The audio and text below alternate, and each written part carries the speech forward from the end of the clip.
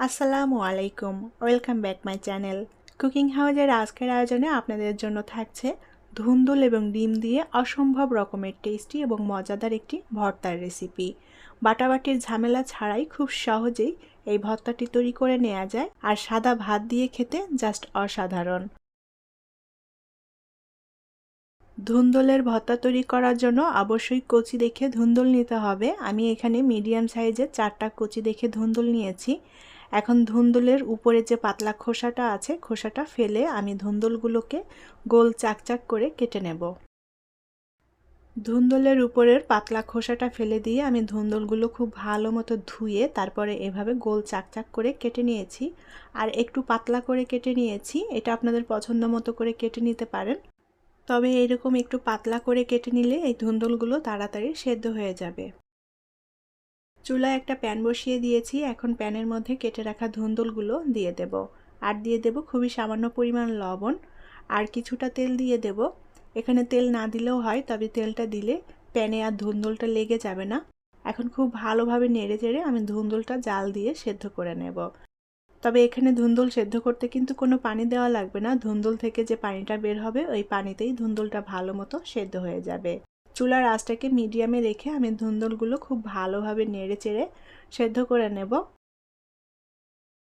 ধুন্দুল থেকে যথেষ্ট পরিমাণে পানি বের হয়েছে, এই পানিটা খুব ভালো মতো টানিয়ে নিতে হবে। আর এই পানিটা টানাতে টানাতে ধুন্দুলটা খুব সুন্দর মতো সেদ্ধ হয়ে যাবে। উল্টাপাল্টা করে একটু নেড়ে দিতে হবে যেন সব ধুন্দুলটা সমানভাবে সেদ্ধ হয়। আমি ধুন্দুলটা খুব ভালো মতো সেদ্ধ করে নিয়েছি, আর ধুন্দুলে যে পানিটা বের হয়েছিল পানিটা একেবারে শুকিয়ে নিয়েছি। ধুন্দুলগুলো পাতলা চাকচাক করে কেটে নিলে ধুন্দুলটা তাড়াতাড়ি সেদ্ধ হয়ে যায়। আমি ধুন্দুলটা খুব ভালো মতো সেদ্ধ করে নিয়েছি। এখন এর মধ্যে একটা ডিম দিয়ে দেব। আমি এখানে একটা ডিম দিচ্ছি, পরিমাণে ডিমটা বেশি দিতে চাইলে সেটা দিতে পারেন।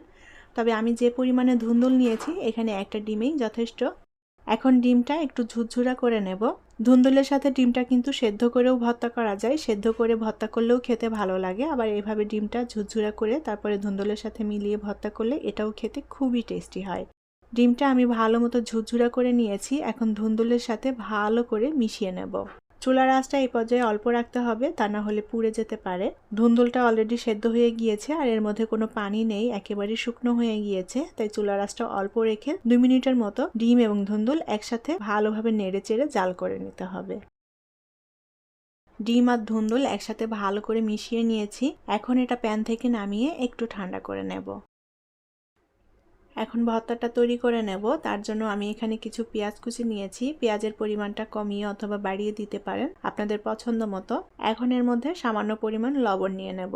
লবণের পরিমাণটা একটু বুঝে দিতে হবে, কারণ আমি ধুন্দুলটা একটু লবণ দিয়ে সেদ্ধ করে নিয়েছিলাম। এখন এর মধ্যে দিয়ে দেব টালা শুকনা মরিচের গুঁড়া। শুকনা মরিচটা আমি আগে থেকে তেলে গুঁড়া করে রেখেছিলাম। আর দিয়ে দেব সরিষার তেল। তেলের পরিমাণটা একটু বেশি দিচ্ছি। এখন পেঁয়াজ মরিচ সবকিছু একসাথে ভালো করে মেখে নেব। মরিচের পরিমাণটা আপনাদের টেস্ট অনুযায়ী অ্যাড করে দিবেন, যে যতটা ঝাল খেতে পছন্দ করেন। তবে ভর্তাতে একটু ঝাল ঝাল হলে খেতে ভালো লাগবে। আমি সেই আন্দাজ মতো করেই মরিচটা দিয়ে দিয়েছি। পেঁয়াজ মরিচ একসাথে ভালো করে মেখে নিয়েছি। এখন এর মধ্যে দিয়ে দেব কিছু ধনিয়া পাতা কুচি। ধনিয়া পাতা কুচি দিয়ে আবারও খুব ভালো করে মেখে নেব। হাতের কাছে ধনিয়া পাতা না থাকলে বাদও দেওয়া যাবে, তবে ধনিয়া পাতা দিলে খেতে খুবই টেস্টি হয়। ধুন্দুলের এই ভর্তাটা সাদা গরম ভাত দিয়ে খেতে খুবই টেস্টি এবং মজাদার। পেঁয়াজ মরিচ আমি খুব ভালো মতো মেখে নিয়েছি। এখন এর মধ্যে ধুন্দুলটা দিয়ে দেব। এবার পেঁয়াজ মরিচ ধুন্দুল একসাথে খুব ভালো করে মেখে নিতে হবে, আর মেখে নিলেই তৈরি হয়ে যাবে ডিম দিয়ে ধুন্দুলের ভর্তা।